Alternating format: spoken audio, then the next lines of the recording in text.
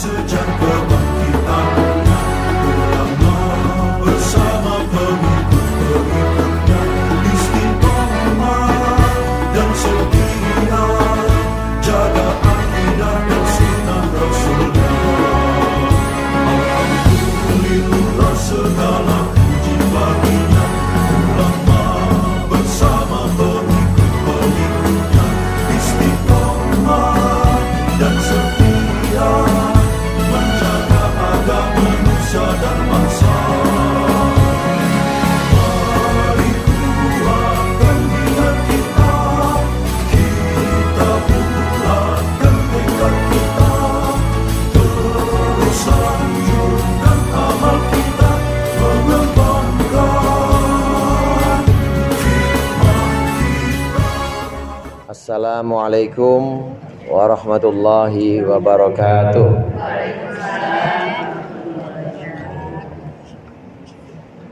Walif hadzal kitab wa jami'a syekhina wa lana hadrah.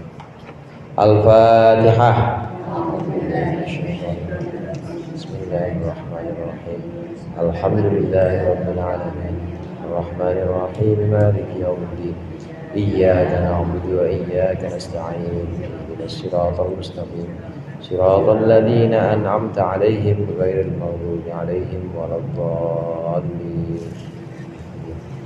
Bismillahirrahmanirrahim. Alhamdulil mu'allimit tullabi wa musahhilil khairi liman yata'allamu.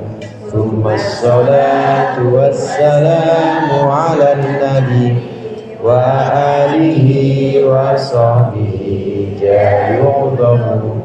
Ya Rabbana kaffir 'anna dhunubana wa walidina wa liman huwa muslimu.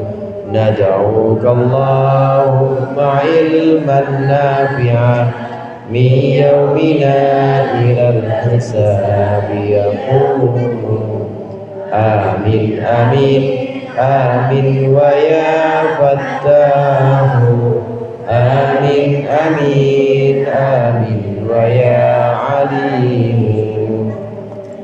Alhamdulillah, alhamdulillahilladzi ahya bi dzikri qulubihi ibadahil arifin wa amata an bawatinihim hujbal khafa'i wa qamu li irsyadil ibad ila ulumiddin.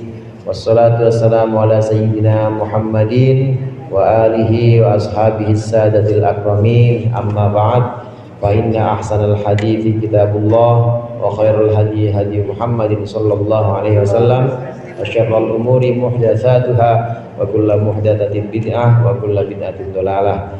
Segenap jamaah Majelis Taklim Masjid Al-Abrar, para ibu hajjah, para ustadzah, hadirat sekalian yang dirahmati oleh Allah dan yang berbahagia. Alhamdulillah, pada siang hari ini kita melanjutkan kembali pengajian rutin kita. Mudah-mudahan zikir dan wirid yang sudah dibaca tadi serta apa yang akan kita baca menjadi ilmu yang bermanfaat di dunia wal akhirah. Amin ya rabbal alamin. Selesai sholat maka disunnahkan kita melakukan zikir-zikir dan doa-doa. Jangan lantas aja jalan, duduk dulu, masih menghadap kiblat, zikir sebagaimana diajarkan dalam pembahasan-pembahasan yang lalu. Subhanallah 33 kali, alhamdulillah 33, Allahu Akbar 33. Selesai itu doa. Jadi jangan lantas jalan, tapi doa dulu masih dalam keadaan menghadap kiblat. Ini yang diajarkan oleh Rasulullah sallallahu alaihi wasallam. Karena doa dan zikir selesai sholat ini adalah doa dan zikir di waktu yang mustajab. Ada tempat-tempat utama, Bu, seperti masjid, multazam, raudhah, itu namanya tempat-tempat utama. Multazam, raudhah, tempat di mana doa-doa itu Allah ijabah. Kalau ibu kudu ke sono, yang ngongkos berapa, Bu? Sekarang 34 juta. 34 juta. Itu hotelnya jalan jauh.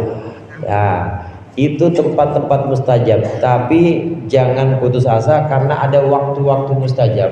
Di antara waktu-waktu mustajab itu adalah waktu setelah sholat. Setelah sholat ini doa-doa kita insya Allah Allah ijabah. Makanya jangan lewatkan kesempatan ini. Jauhin HP. Jangan habis sholat kemudian baca status, langsung megang. Baru rakaat kedua tadi bunyi aja siapa ya, dilihatin aja. Makanya jauh-jauhin dulu HP-nya. Zikir dulu, doa dulu. Nah, dalam berdoa ada beberapa kesunatan yang diajarkan. Sebagaimana pembahasan kita kemarin, hendaklah kita ini saat berdoa mengangkat kedua tangan kita, hadwa mangkibaihi, seukuran pundak. Seperti ini, seukuran pundak Bu. Nah, segini kira-kira. Ibu boleh begini, boleh begini. Yang penting segini. Ini kalau hajatnya memang hajat yang biasa-biasa aja. Boleh nggak lebih tinggi? Boleh seperti ini. Boleh. Boleh seperti ini. Kalau memang hajatnya memang hajat yang benar-benar perlu, penting banget. Allahumma rzuqna misalnya. Boleh. Karena Rasulullah sallallahu alaihi wasallam pernah Rasulullah berdoa untuk minta hujan, namanya istisqa, dan Rasulullah mengangkat tangan mulia beliau sampai tinggi, dan itu diajarkan oleh Rasulullah. Boleh. Kalau memang hajatnya benar-benar hajat yang sangat penting, boleh ibu angkat tangan setinggi-tingginya. Ini menunjukkan bahwa doa ibu sungguh-sungguh, bahwa menunjukkan bahwa ibu gak main-main atau mintanya ini benar-benar kepada Allah. Angkat tangannya. Kemudian setelah itu, selain diangkat tangannya, setelah selesai pembacaan doa, diusap ke muka. Diusap kemana Bu? Diusap ke muka. Kacamata lepas dulu, apalagi masker. Ya jangan berdoa pakai masker. Jangan doa, ya boleh sih boleh, cuma makruh kalau sholat pakai masker. Sementara tidak ada udzur, udah nggak covid, ya pokoknya rumahnya bersih semua, debu aja nggak ada, nggak usah pakai masker. Kenapa? Makruh. Kecuali ada udzur, ada penyakit seperti wabah covid kemarin, memang kudu pakai masker, pakai masker. Tapi selama dalam keadaan aman, dalam keadaan sehat atau normal, maka lepas kacamata juga. Supaya apa? Supaya dapat keutamaan dan gampang ngusapnya. Kalau ibu pakai masker nyangkut, kacamata juga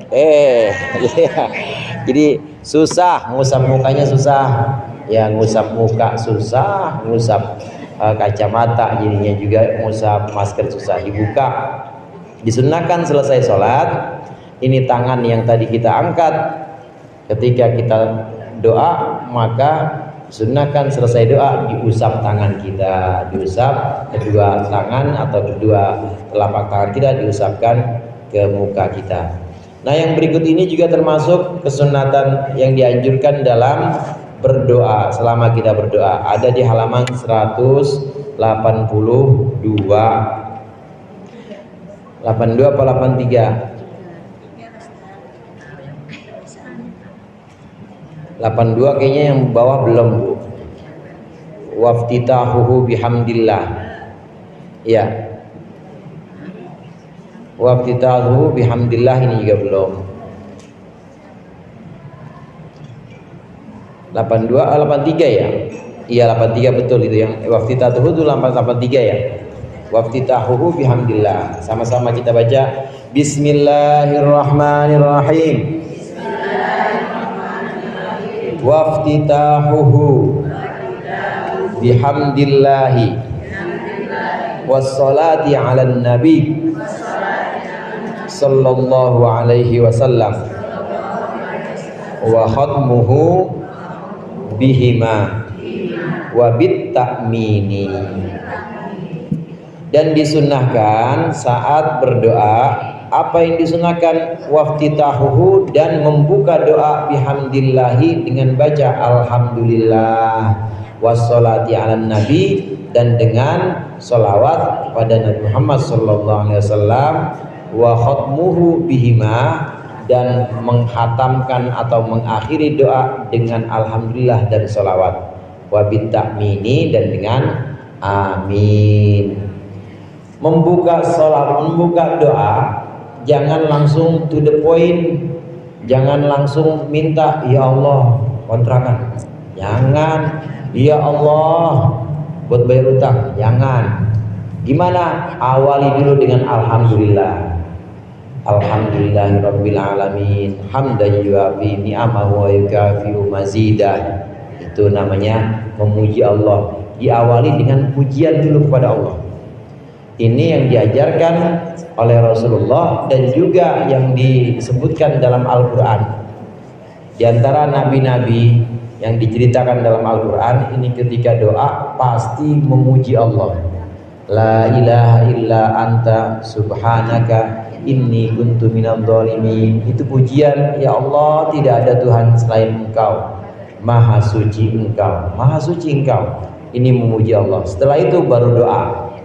Ibu mau doa dunia, mau doa akhirat, tapi yang penting awali dengan alhamdulillah. Buka dengan alhamdulillah. Segala sesuatu yang baik tidak dimulai dengan alhamdulillah maka akan terputus barokahnya. Oleh karena itu dalam pembukaan atau muqaddimah khutbah misalnya, dalam awal kitab itu pasti pertama diawali dengan alhamdulillah, diawali dengan baca pujian kepada Allah. Nah, ada memang satu riwayat hadis lagi yang menyebutkan bahwa semua perbuatan baik yang tidak diawali dengan bismillah maka itu buntung. Tahu buntung, Bu? Buntung itu artinya buntung. Buntung itu artinya putus. Artinya udah selesai sampai dunia doang, nggak ada nilainya nanti di akhirat. Ibu minum aqua, apa minum pit, apa minum teh pahit buatan Bu Haji Damai.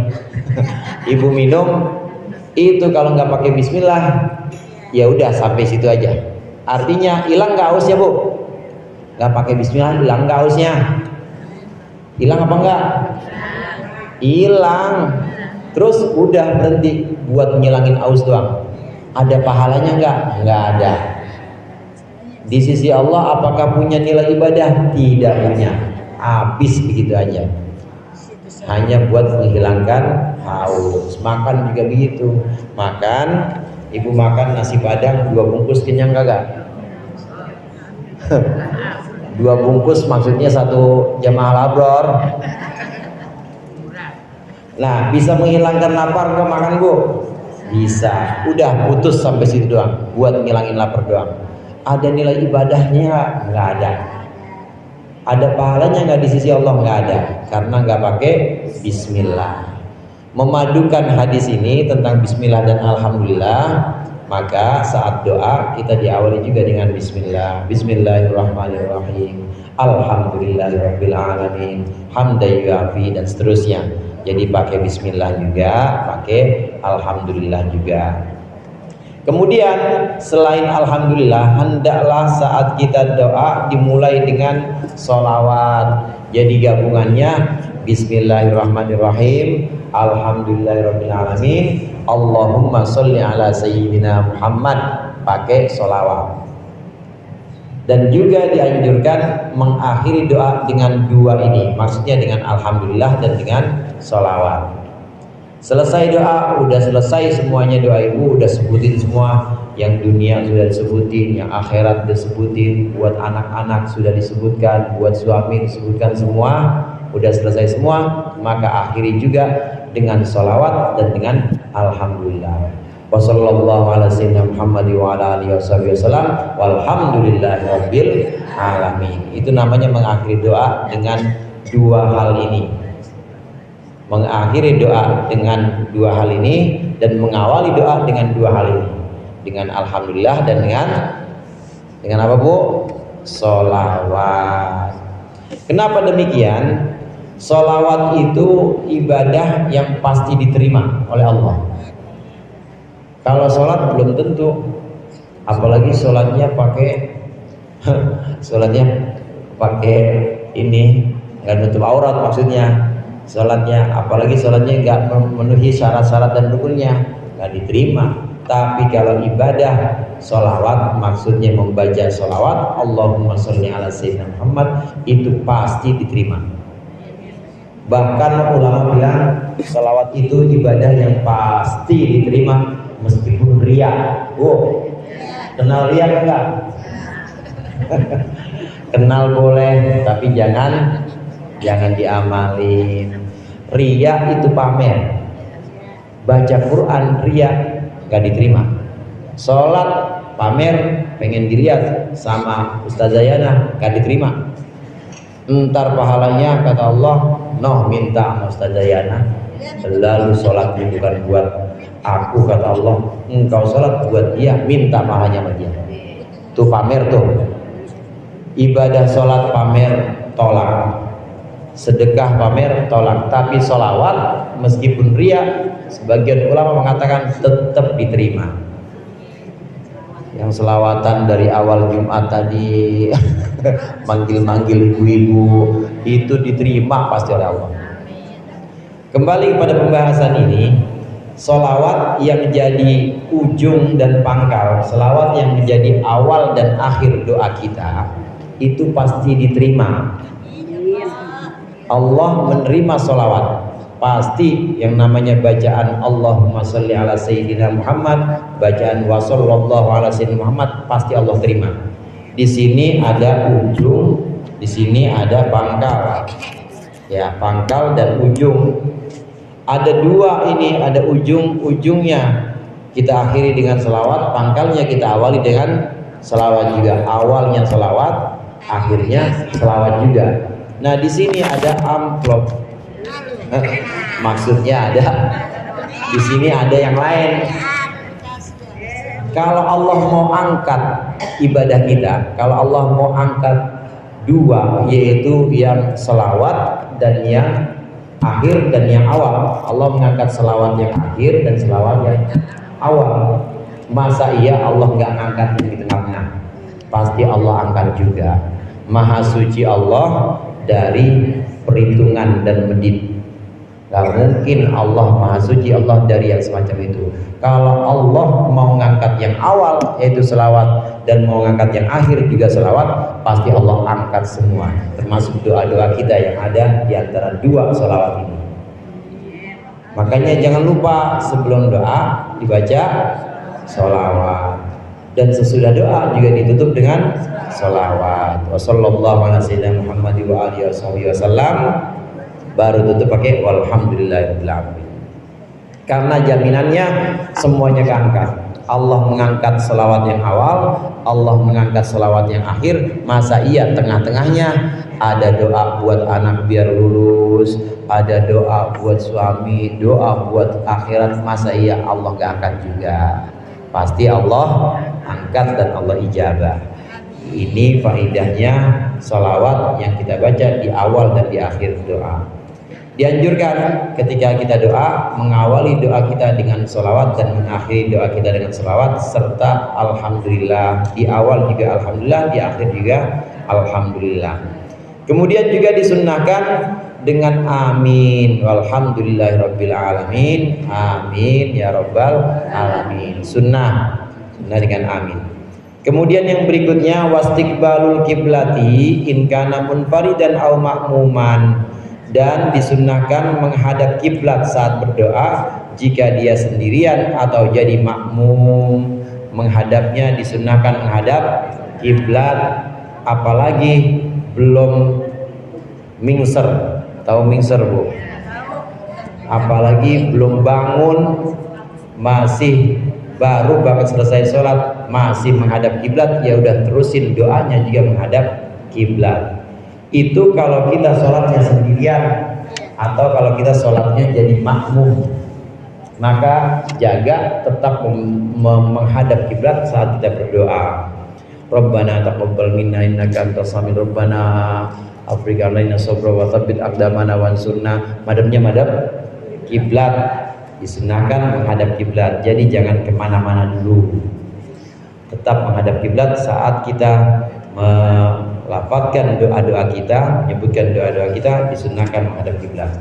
ibu sholat sendirian, atau jadi makmum, imamnya suami ibu, atau imamnya anak ibu misalnya, maka disunahkan menghadap kiblat.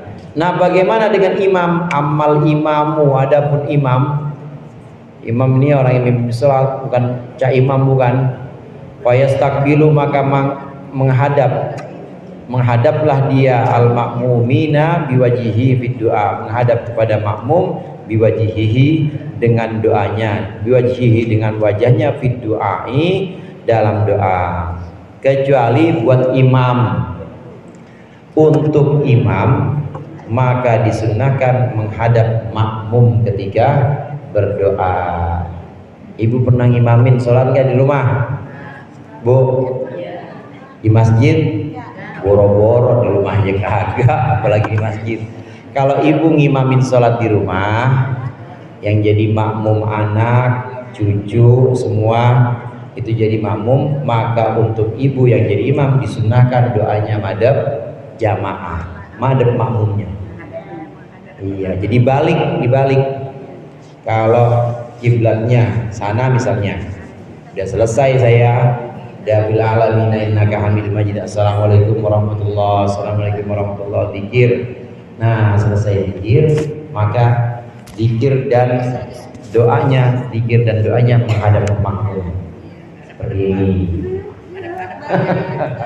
Menghadap makmum, hadap-hadapan. Satu hadap-hadapan.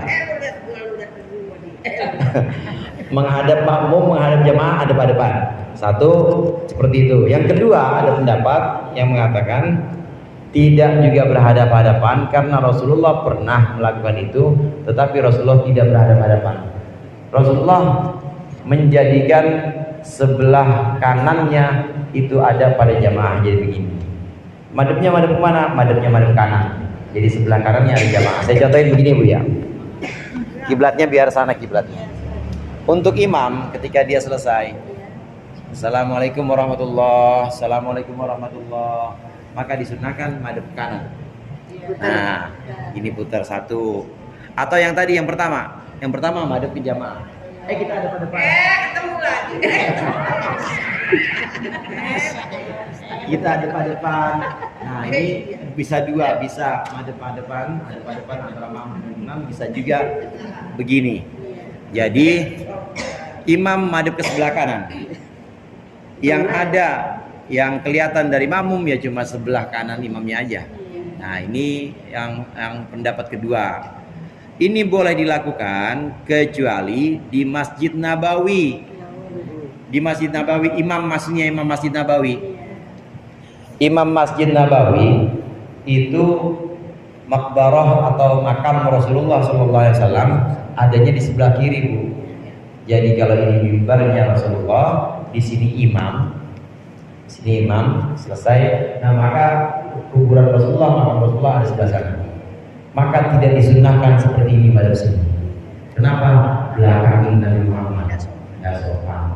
Terus bagaimana? Kalau mau tetap madhab kiblat saja, atau ada depan. Karena membelakangi Nabi Muhammad. Jadi menghadap ke sebelah kanan, menjadikan makmum ada di kanan, mihrab ada di kiri. Ini disunahkan selain di Masjid Nabawi untuk imam. Untuk imam seperti itu. Tapi di masjid-masjid lain maka ada kesunatan untuk imam menghadap sebelah kanan. Ini cara kita atau cara seorang imam dalam berdoa dan berzikir. Satu hikmah yang bisa kita ambil. Kenapa harus seperti itu? Kenapa harus menghadap seperti itu? Pertama, memang diajarkan oleh Rasulullah. Karena Nabi Muhammad SAW memang selesai sholat kemudian menghadap jamaah. Kadangkala menghadap berhadapan, kadangkala Rasulullah menghadap nyamping, dan menghadapnya menghadap kanan. Hikmah yang kedua, ini untuk memberitahukan makmum, ini untuk memberikan isyarat atau memberitahu makmum bahwa sholatnya udah rapi, Bu. Coba kalau imam tetap begini aja, makmumnya di belakang, imam tetap begini aja, atau geser-geser dikit doang. Zaman dulu kan belum ada mic, diem-dieman, tahu-taunya imam udah diri lagi, rapi dari tadi ya, nggak tahu. Nah, dengan cara menghadap makmum atau menjadikan makmum di sebelah kanan, ini bisa ketahuan, oh udah rapi. Karena kalau udah geser begini, berarti udah batal sholatnya, karena udah nggak menghadap kiblat lagi. Ini buat isyarat, buat informasi untuk makmum bahwa sholat sudah selesai. Kita bayanginnya jangan zaman sekarang udah ada mic, udah ada ya pengeras suara. Zaman dulu jamaah banyak, ada makmumnya ini banyak, bisa boleh jadi nggak ketahuan apakah sholat itu sudah selesai atau belum. Nah, untuk memastikan bahwa sholat sudah selesai, maka imam balik kanan, hadap makmum, atau imam madhep kanan, menjadikan makmum ada di sebelah kanannya. Dan mihrab itu pengimaman, mihrab ada di sebelah kirinya. Ini hikmahnya, untuk seorang imam disunnahkan dia menghadap ke makmumnya. Hikmahnya untuk memberikan isyarat bahwa sholat sudah selesai. Walikullin julusun dzakiran Allah Ta'ala ba'da sholati subhi ila tulu'i syamsi. Dan untuk imam maupun makmum disunnahkan duduk dzakiran sambil berzikir, menyebut Allah, nama Allah Ta'ala ba'da sholati subhi, setelah sholat subuh, ila tulu'i syamsi, hingga terbitnya matahari. Dan satu lagi, ada satu riwayat, setelah sholat asar, hatta gurubi syamsi, ila gurubi syamsi, hingga terbitnya, hingga terbenamnya matahari. Riwayat lain, sholat asar sampai terbenamnya matahari. Qala Rasulullah sallallahu alaihi wasallam, man shallal fajra, sabda Rasulullah, barang siapa yang sholat subuh fi jama'atin, berjamaah, tsumma qa'ada, kemudian duduk, yadhkurullah ta'ala, menyebut dan mengingat nama Allah Ta'ala, selesai sholat subuh dia zikir, menyebut nama Allah, hatta tatlu asyamsu, hingga terbit matahari, tsumma shalla raka'ataini, kemudian dia sholat 2 rakaat, salat isyraq namanya, salat sunat, kanat lahu ka ajri hijjatin wa umratin, maka jadilah untuknya sholat itu jadilah seperti ajri hijjatin umratin, seperti balasannya orang haji dan umroh. Tammatin, tammatin, tammatin. Nabi sampai ulangi 3 kali. Haji sempurna, umroh sempurna, haji sempurna, umroh sempurna, haji sempurna, umroh sempurna. Nggak pakai daftar, nggak pakai ongkos. Ngapain? Habis subuh zikir, habis subuh sholat subuhnya jamaah, kemudian zikir dengan cara tadi, dengan cara kalau makmum yang menghadap kiblat, kalau imam yang menghadap makmum, jangan mingser, jangan pindah dari tempatnya sampai terbitnya matahari, kira-kira sampai jam 6, sampai jam 6. Tapi jangan lupa sediain dulu kopinya buat bapaknya, sediain, daripada dipanggil dan minta izin dulu, Bu, minta izin. Jangan panggil-panggil ya, tuh udah sediain semuanya. Nah, jangan colek-colek, panggil-panggil. Nah, baru ibu boleh mengamalkan ini sampai terbitnya matahari, kemudian sambung sholat. Artinya tidak batal, kemudian disambung sholat. Sholat namanya sholat isyraq, namanya sholat terbitnya matahari. Ini ganjarannya, pahalanya sama seperti pahala haji dan umroh sempurna. Haji dan umroh mabrur, gratis, nggak ada biayanya, tapi pahalanya sama seperti itu. Kemudian rawahu Tirmidzi wa hasanahu, ini diriwayatkan oleh Imam Tirmidzi dan ini hadis hasan, hadis yang baik derajatnya, walaupun tidak sahih, maksudnya tidak sampai derajat sahih tapi hasan. Wa qala sallallahu alaihi wasallam, man qa'ada fi musallahu hina yansarifu min sholati subhi, barang siapa yang duduk di sejadahnya, musola, Bu, di sini ada musola. Musola di Indonesia beda sama musola di Arab, dalam bahasa Arab maksudnya. Yang disebut dengan musola dalam bahasa Arab itu tempat sholat, sejadah atau karpet atau ruang, misalnya ruang khusus buat ibu, khusus buat kita sholat, itu namanya musola. Yang nggak ada namanya Kalau di sini kan ada namanya musola ya, musola Nurul Yakin, musola Baitur Rahman, musola apalagi Al-Ikhlas, banyak dong musola. Nah kalau musola yang dimaksud dalam bahasa Arab apabila disebutkan oleh Rasulullah, apabila disebutkan dalam teks-teks Arab, ini maksudnya adalah tempat sholat. Barang siapa yang duduk di tempat sholatnya, sejadah maksudnya, hina yansorifu min sholati subhi, ketika selesai dari sholat subuh, hatta yusabbiha raka'atayid duha, hingga dia bertasbih, maksudnya bertasbih di sini sholat, hingga dia sholat duha, nggak putus nyambung dari subuh ke duha, la yaqulu illa khairan, dia tidak mengucapkan kecuali kebaikan, maksudnya berzikir, ghufira lahu khotoyahu wa in kanat aktsara min zabadil bahri, maka dosa-dosanya akan diampuni meskipun dosa itu sebanyak buih di lautan, sebanyak busa di lautan. Bagaimana cara menghapus dosa, menghilangkan atau mentipek dosa? Caranya antara lain dengan amalan-amalan. Nah, di sini ada amalan yang diajarkan selesai subuh, jangan bangun dulu, tetap di tempat sholat atau di sejadahnya, zikir ingat Allah, Allah, Allah, Allah, atau subhanallah, atau la ilaha illallah, la ilaha illallah, la ilaha illallah, atau sholawat sallallahu alaihi Muhammad sallallahu, boleh apa aja, pokoknya kebaikan yang diucapkan adalah zikir-zikir sampai matahari terbit sholat, kemudian sampai waktu duha. Waktu duha itu ya kira-kira jam 7:30. Kalau bisa melakukan ini, maka dosa-dosa kita akan Allah ampuni meskipun sebanyak buih lautan. Allah ampuni dengan amalan ini. Ibu-ibu jamaah rahimakumullah, Allah mengampuni dosa tidak hanya dengan astagfirullahaladzimnya hamba, tidak hanya dengan istighfarnya hamba, tidak hanya dengan taubatnya hamba.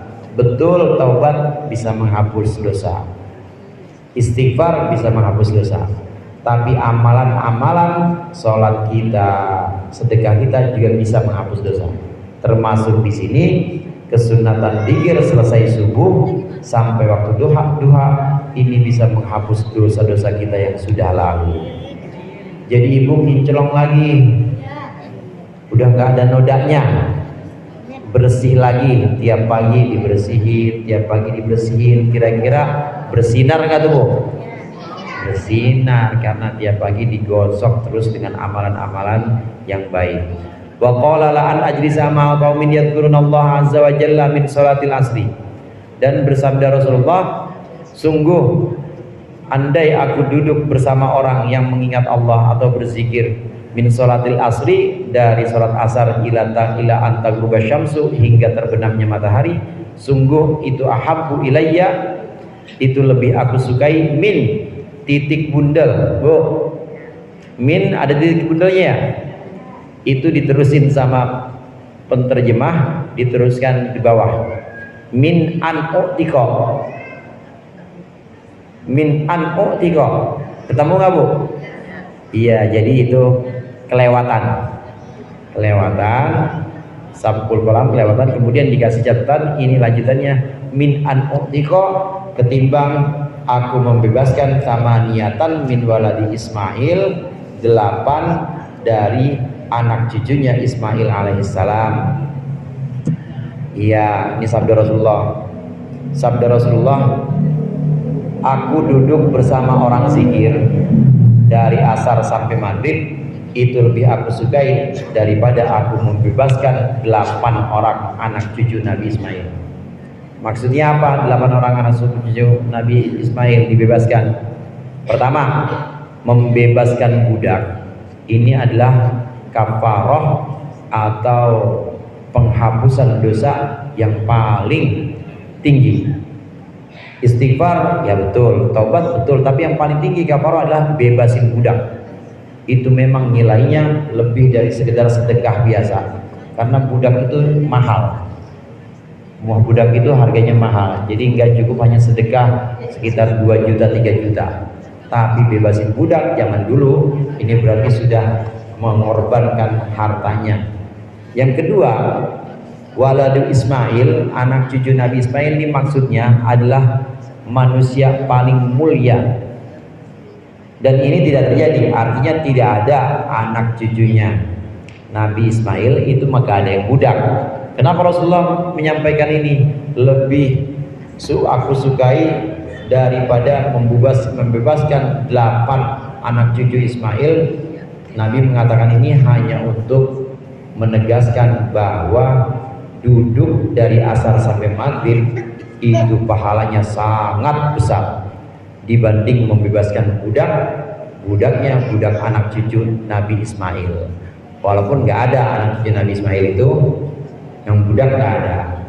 Ini hanya satu penegasan bahwa Rasulullah ingin menyampaikan duduk dari asar sampai maghrib dengan zikir ini pahalanya sangat besar, dan juga kafarah atau penghapusan dosanya juga penghapusan dosa yang sangat banyak untuk kita yang mengamalkannya. A'taqallahu riqabana minan nar, semoga Allah membebaskan budak-budak atau hamba-hamba kami dari neraka. Maksudnya kehambaan kami dibebaskan dari neraka. Wa ghafara dzunubana wa khotoyana, dan Allah mengampuni dosa-dosa kita dan juga kekeliruan kita. Wa aslaha ma fasada min a'malina, dan semoga Allah memperbaiki sesuatu yang rusak dari amal perbuatan kita. Wa taqabbalaha, dan mudah-mudahan Allah menerima amal ibadah kita bimannihi, dengan pemberian Allah, karunia Allah, minna dari kami, amin ya rabbal alamin. Satu lagi sebagai penutup, ketika kita doa selain disunnahkan ditutup dengan selawat dan alhamdulillah, kalau ibu udah selesai semua doa, Rabbana taqabbal minna innaka antas samiul alim wa tub alaina innaka antat tawwabur rahim, baru wa sallallahu ala sayyidina Muhammad wa alihi wasallam walhamdulillahi rabbil alamin. Mudah-mudahan bermanfaat, dikurangnya mohon maaf. Allahumma waffir ila aqwamit thoriq. Assalamualaikum warahmatullahi wabarakatuh. Waalaikumsalam.